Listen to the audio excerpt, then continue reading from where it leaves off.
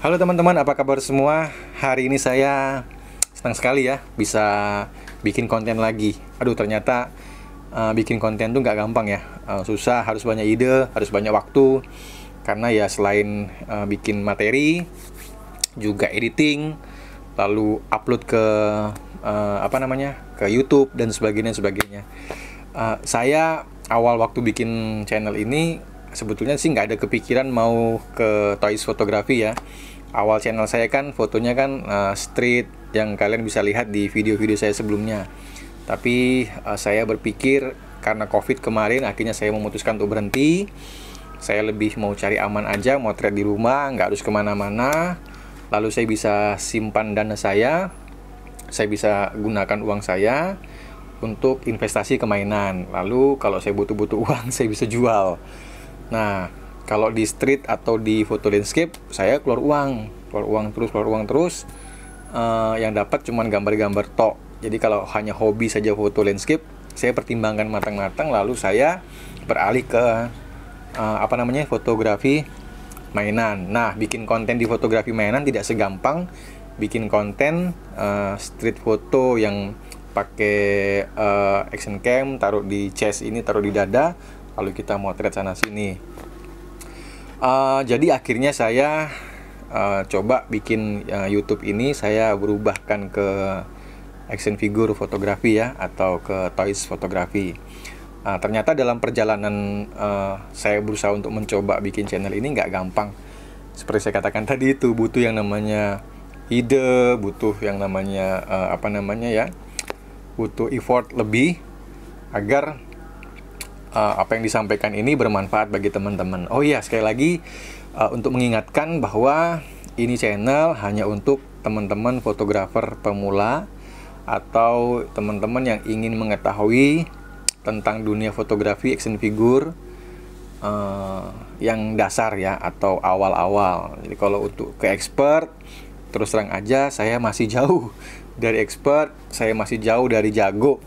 Masih seujung kuku, masih belajar. Tapi saya ingin teman-teman yang di rumah, yang dimanapun berada, punya informasi tentang apa itu action figure. Siapa tahu teman-teman mau belajar lebih dalam lagi, bisa kita saling berbagi informasi ya teman-teman ya. Nah, saya hari ini mau bicara tentang jenis-jenis action figure atau beberapa kriteria action figure. Jadi action figure itu kan mainan ya, mainan action figure yang beda seperti ini teman-teman ya, seperti kalian lihat. Tapi ini beda dengan mainan-mainan. Bentar, bisa nggak ini? Fokusnya dapat nggak? Oke. Tapi ini kelasnya beda dengan mainan-mainan yang pada umumnya, atau mainan-mainan anak-anak yang harganya 60.000, 70.000, 200.000, 300.000, beda kelasnya. Karena ditentukan dari kualitas barang, kemudian produk barang itu sendiri dari mana mereknya, lalu artikulasinya. Jadi action figure itu kan banyak kelasnya. Nah, yang saya mau kasih tahu sama kalian semua bahwa untuk toys fotografi action figurnya itu sedikit berbeda. Jadi untuk berbagai macam lininya ini ingin saya share sama kalian semua. Yang pada umumnya sih biasanya itu ini ada satu lini. Ini 1/12 ya teman-teman ya. Jadi ukurannya 1/12. Nah, 1/12 itu bisa antara 15, 16 sampai 17 cm ya tingginya. Nah, seperti ini saya punya Peter B. Parker. Ini 1/12. Kalian lihat ya.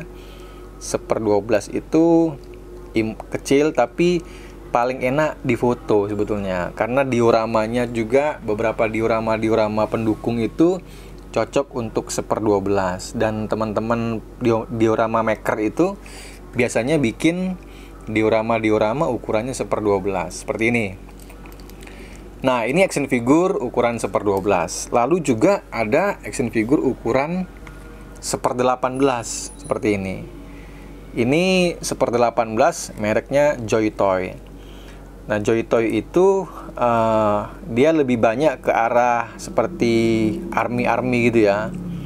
Kalau action figure Joy Toy ini dia nggak ada figur seperti Spider-Man, seperti Batman, itu setahu saya sih nggak ada.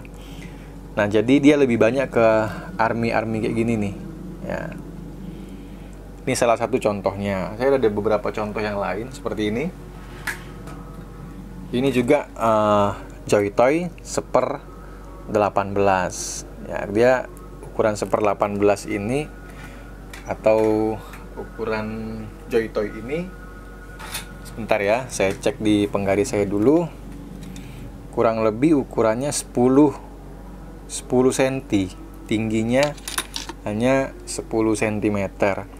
Tapi harganya kecil-kecil gini mahal juga teman-teman. Harga sekecil ini juga mahal, ada 425, 475. Ya bahkan bisa mencapai jutaan. Tapi umumnya kalau single gini ini harganya 400, 375, 350 ya umumnya. Lalu di Joy-Toy ini kalau untuk motret dia lebih gampang. Sebenarnya gampang sih Joy-Toy ini untuk motret, karena ukurannya kecil, kita gampang bawa kemana-mana, terus letak di area-area yang kecil-kecil pun kita bisa pakai. Tapi kalau yang 1/12 ini juga sebenarnya di area-area manapun juga gampang, tapi dia lebih tinggi daripada yang ada di sebelah tangan kanan saya ini, Joy-Toy ini. Nah, seperti ini. Jauh banget ya. Ini 10 cm, ini bisa 15 sampai 17 cm. Tergantung mereknya. Nah, kalau yang Spider-Man ini saya beli, ini mereknya apa ya, lupa saya ini. Ini mereknya Sentinel ya, Sentinel. Waktu beli ini harganya 1 juta, hampir 2 juta ya waktu saya beli ini. Saya lupa sih tepatnya berapa ya, saya lupa, hampir 2 juta kayaknya ini. Lalu setelah 1/12, lalu ada 1/18 atau 3,75 inch ya teman-teman ya, seperti ini. Kalian lihat artikulasinya. Nah, kok teman-teman kan mungkin ada yang tanya nih kalian, kok mahal banget tuh harganya, kok sampai 400 sampai ber-2 juta. Ya seperti tadi saya katakan, itu artikulasinya. Jadi di mainan Joy-Toy ini kecil-kecil gini cabai rawit nih. Artikulasinya itu, join-joinnya itu, wah, ini helmnya aja sampai bisa dicopot nih. Kita lihat ya. Helmnya aja sampai bisa dicopot. Tuh. Lihat. Lalu dia ditambah dengan aksesorisnya banyak, ada senjata, ada pedang-pedangan. Nah, di hasil-hasil fotonya mungkin kalian bisa lihat di Instagram saya, toysphoto.id. toysphoto.id itu beberapa foto-foto. Jadi disclaimer dulu, fotonya nggak bagus-bagus. Tapi kalau kalian mau belajar juga boleh, kita sama-sama belajar, sama-sama mencari ilmu dan berbagi informasi, kira-kira gitu ya.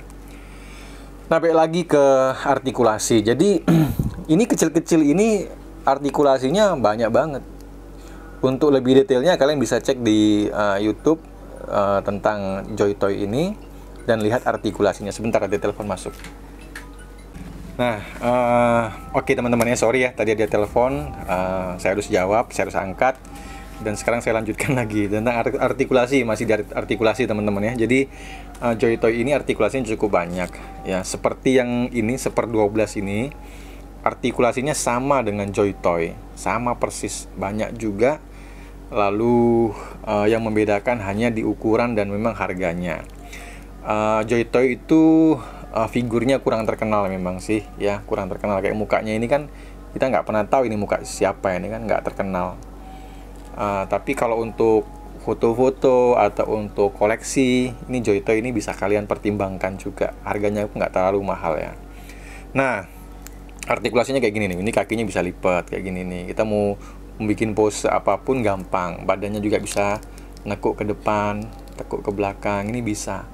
Tangannya bisa putar ke atas, ya, ditekuk-tekuk gini juga bisa. Jadi Joy-Toy ini sebenarnya figurnya keren, tapi memang sayangnya sebagian orang atau sebagian fotografer atau sebagian kolektor itu menyayangkan ukurannya kok cuman di 10 cm gitu ya. Nah, Joytoy yang terbaru itu keren banget. Ada satu Joytoy yang terbaru tuh kayak gini nih. Ini apa namanya ya? Saya lupa ini, Joytoy Assassin ya kalau nggak salah ya.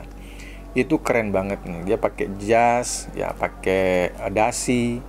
Ada dia punya helmnya ini, dan kalau dicopot kayak gini. Ya, jadi bisa dipasang helmnya. Keren nih. Untuk foto sebenarnya ini keren banget nih ya. Jadi kayak vigilante gitu. Keren banget nih. Nah, di pose-pose kayak gini ini keren sekali ya. Nih kayak gini. Pose-pose fighting atau karate itu keren banget ya. Nah, jadi ada 1/12 dan juga ada 1/18. Nah, 1/12 yang lain itu juga ada kayak gini, Miles Morales ini ada juga 1/12. Nah, ini kok lebih pendek dari ini ya? Kan pertanyaan gitu, kok sama-sama 1/12 kok lebih pendek? Ya karena di filmnya dia memang pendek. Jadi di figurnya 1/12-nya ngikutin ukuran yang ada di film. Jadi nanti nggak timpang dengan yang ada ini. Sama ini dia nggak jomplang, ini pas banget jadi. Nah, ini juga 1/12 ya. Ini Sentinel ya. Ini oh sorry. Ini Mafex ya. Saya lupa, saya bodoh kalau hal ini, saya lupa. Ini Sentinel. Ini Mafex ya, kalau saya nggak salah ingat ya. Saya kalau beli barang itu nggak pernah cek mereknya apa. Pokoknya saya tahu ini punyanya ini, udah saya beli lalu saya simpan gitu. Nggak pernah saya terlalu renung-renungkan. Akibatnya kayak gini nih, nggak tahu merek saya. Tapi kalau ini pasti Sentinel ya, karena saya udah pernah punya Mafex. Jelek banget Mafexnya, kurus, jengking, aduh nggak suka saya. Akhirnya saya jual. Dan waktu saya jual tuh saya nyesel. Kenapa? Saya jualnya murah sekali. Nah, ternyata aduh, nyeselnya itu apa? Satu minggu setelah saya jualnya cuma 900 ya. Satu minggu setelah saya jual harganya naik. Bekas itu 1.500.000. Padahal saya dulu belinya 1,5. Saya jual 900 karena saya pikir adalah saya lagi nggak suka dengan figur ini, nyemak kali di mata saya. Akhirnya saya jual murah sekali waktu itu. Setelah saya jual harganya naik 1 minggu kemudian, nyeselnya itu luar biasa. Nah, enaknya kalau kita koleksi action figure tuh di situ, teman-teman. Jadi kita bisa investasi. Cuman ya kalau kalian misalkan punya ini terus kalian jual karena butuh uang, nanti mau beli lagi udah susah. Cari gini nih udah susah banget karena ya barangnya udah nggak ada di pasaran, udah rare. Pembuatnya juga, pabrikannya juga nggak bikin lagi. Jadi ya sayang sih sebenarnya kalau dijual. Kecuali nih ini ada barangnya mau keluar yang model terbaru, lalu yang lama kalian mau jual, ya itu beda cerita ya. Tapi kalau nggak ada yang terbaru mau dijual, sayang banget nih, sayang banget. Nah, oke, 1/12 udah, 1/18 udah. Jadi ini ada lagi satu figur nih, ukuran namanya Nendoroid. Nah, Nendoroid ini saya nggak ngerti nih ukurannya apa ya. Karena dia seperti unscale gitu itu, seperti tanpa skala gitu itu. Dan saya juga nggak terlalu suka main Nendo. Dulu saya pernah sih tahun 2 tahun lalu atau tahun lalu ya. 1 tahun lalu saya pingin motret-motret Nendo. Makanya saya beli beberapa Nendo ya. Tapi setelah saya coba untuk motret Nendo itu feel-nya nggak dapet, sama sekali nggak dapet. Karena yang paling saya nggak suka dari Nendo itu berdirinya itu susah sekali. Kakinya itu kecil banget ya, kecil sekali. Untuk mendirikan Nendonya itu susah sekali. Lebih gampang mendirikan atau membuat figur ini berdiri itu lebih gampang Joytoy daripada Nendo. Nah, kalian lihat itu foto-foto Nendo itu mesti posenya ya cuman begini-begini doang, tangannya kayak mungkin kepalanya diganti, tapi posenya pada umumnya standar berdiri gini. Itu pun mungkin behind the screen-nya diganjel-ganjel. Dan saya kurang suka, akhirnya Nendo saya banyak yang saya jualin dah. Tinggal satu ini nggak saya jual karena eman-eman sih. Di Tokopedia saya memang saya pasarkan, tapi lihat-lihat lagi kok sayang banget mau dijual ya. Nah, ini Nendo. Nah, Nendo ini tingginya ya, saya cek dulu ya. Tingginya itu 9 cm. Jadi di bawahnya Joytoy. Nah, di bawahnya Joytoy. Oke.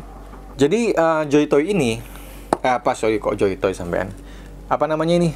Nendoroid ini selain susah diberdirikan, kepalanya itu memang gede, lucu jadi ya. Lucu, gede gitu, imut-imut. Nah, saking gedenya itulah yang membuat kadang-kadang untuk menyeimbangkannya itu nggak gampang. Agak sedikit susah, sulit, dan butuh waktu untuk memotret ini. Ini figur skala yang yang lain lagi, yang ukurannya berbeda.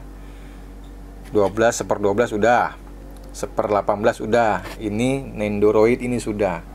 Lalu ada satu lagi, saya lupa tadi, nggak saya siapkan, tapi kebetulan karena dekat di lemari saya. Ini ada satu lagi nih. Ini namanya Egg Attack. Jadi Egg Attack itu mirip-mirip Nendo sebetulnya ya. Dia ini Nendo jumbo lah kayak gitu kira-kira ya. Nah, saya lebih suka Egg Attack. Sebentar ya, saya copot nih kepalanya. Pasang dulu. Nah, oke. Egg Attack ini sebetulnya skalanya masuk 1/6 masuk, 1/12 masuk. Jadi dia berada di tengah-tengah. Jadi misalkan aksesorisnya propertinya 1/6, ini propertinya 1/12 masuk sama dia. Lalu sepatunya 1/6 kadang-kadang bisa masuk sama dia. Dan skateboardnya 1/6 ya. Jadi bukan skateboard nggak masuk sih 1/6. Tasnya itu bisa sama dia, kadang masuk 1/6, kadang masuk 1/12. Nah, tingginya itu kurang lebih ada di angka 16 cm ya, 16-17 cm ya, dia ada di 17 cm. Ini Egg Attack Beast Kingdom ya. Ini lucu, keren nih. Ini lucu seperti Nendoroid, cuman bedanya ini ngedirinya susah. Ini memang kepalanya gede-gede ya. Saya ada beberapa di situ, di belakang itu ada beberapa punya saya. Kepalanya memang gede-gede, badannya lucu-lucu. Tapi buat dia berdiri atau buat posein dia itu gampang sekali. Jadi saya lebih suka ini. Tapi memang harganya ini mahal. Ya, harga-harga harga-harga Egg Attack itu 1,4, 1,5, ada yang 1,8, 1 biji ya. Memang mahal, tapi kalau kalian punya itu worth banget buat difoto. Jadi foto itu juga selain dari figur, kita harus punya imajinasi ya tentang memotret action figure. Nah, teman-teman semua, mungkin hari ini saya bicara dulu tentang skala-skala dari action figure. Sebelum kalian mau memutuskan main yang mana, lebih baik memang kalian harus tahu informasi ini. Ada orang yang fokusnya 1/18, ada orang memang fokusnya ini terus ya, ini semua dia fokusnya di sini. Oke, nggak masalah. Ada orang yang fokusnya di 1/12, ini semua dia lininya semua 1/12, nggak masalah. Ada orang yang sukanya Nendo semua, Egg Attack semua, itu juga nggak masalah, tergantung selera orang kan. Ada juga yang sukanya Nendo semua, itu juga nggak ada masalah. Tapi yang paling penting, kalian harus memahami nih, jangan sampai udah dibeli nyesel lalu dijual karena nggak cocok. Kayak misalkan kalian beli Nendo, pingin Nendo lucu, tapi begitu di pose agak sedikit kesulitan, nyesel, dijual. Seperti saya pernah seperti itu, akhirnya saya jual, tinggal satu ini aja. Nah, waktu saya belajar fotografi mainan memang semua saya beli. Kayak misalkan Nendo saya beli, semua saya beli untuk saya cobain. Ternyata setelah dengan berjalannya waktu, saya lebih menjurus ke arah 1/12, 1/18, dan juga Egg Attack ini ya, yang skalanya kadang masuk 1/12, kadang masuk 1/6, lebih tinggi ya. 1/6 itu kurang lebih 30 cm. Tapi beberapa propertinya itu masuk ke sini. Nah, sekarang tinggal saya menyocokkan dana. Nah, kalau kadang-kadang kan pingin tuh, ini lagi keluar baru nih ya, karena dananya nggak terlalu mahal, saya masih bisa beli. Tapi kalau ini keluar baru, misalkan 1/12 keluar baru, nggak semuanya saya beli. Wah, bisa bangkrut nanti bandar kan. Jadi pandai-pandailah kita memanajemen selera dan keinginan kita, karena kadang-kadang keinginan itu bukan kebutuhan. Nah, dari situ aja mungkin teman-teman bisa terbantu ya untuk memahami tentang lini-lini di action figure. Ini belum semua yang saya utarakan, tapi pada umumnya pada umumnya. Dan semoga bermanfaat. Nanti kedepannya kalau misalkan teman-teman mau tanya tentang lini yang lain atau merek-merek yang lain, kalau saya punya barangnya, saya akan bantu menjelaskan. Nanti kita juga bikin tentang diorama ya. Saya punya diorama, walaupun nggak banyak, tapi paling tidak saya pingin share sama teman-teman bagaimana men-setup diorama untuk kebutuhan fotografi, ya dah. Jadi enak sih sebenarnya belajar fotografi tentang action figure itu enak, karena nggak perlu kemana-mana, nggak kepanasan, nggak kehujanan, mau malam jam 11 pun bisa motret. Yang penting dioramanya standby. Kayak saya, diorama saya itu ini meja saya, ini diorama sih di sini tuh, ini meja saya. Jadi di belakang juga ada diorama itu. Jadi saya kalau pingin tema ini, saya pasang ini. Itu saya bisa 1 minggu, bisa 2 minggu, bisa 1 bulan di situ terus. Ya, tinggal saya mainkan background sedikit, ya, lalu saya mainkan deep of field-nya ya, dove-nya saya mainkan sedikit, agar nggak terkesan itu aja gitu. Lalu ya ganti-ganti figur. Nah, ganti-ganti figurnya agak berat. Ya, kalau satu figur itu memang kadang-kadang kita bosen, lihatnya aja udah bosen. Nah, ganti-ganti figur itu harus kita mainkan supaya yang nonton di Instagram, yang lihat di Instagram kita nggak bosen itu doang ya kan. Ganti-ganti figur itu juga penting sekali. So, itu dulu dari saya. Jangan lupa beri saya support ya. Mungkin di like, di komen. Kalau nggak ngerti, tanya. Kalau pingin lebih detail lagi juga tanya di kolom komentar. Saya akan jawab pertanyaan-pertanyaan teman selama saya lagi bisa. Siapa tahu juga ada tanya tips fotografi dong tentang action figure, gimana caranya. Saya akan bantu sebisa saya. Dan terima kasih udah nonton. Sampai jumpa di video saya berikutnya.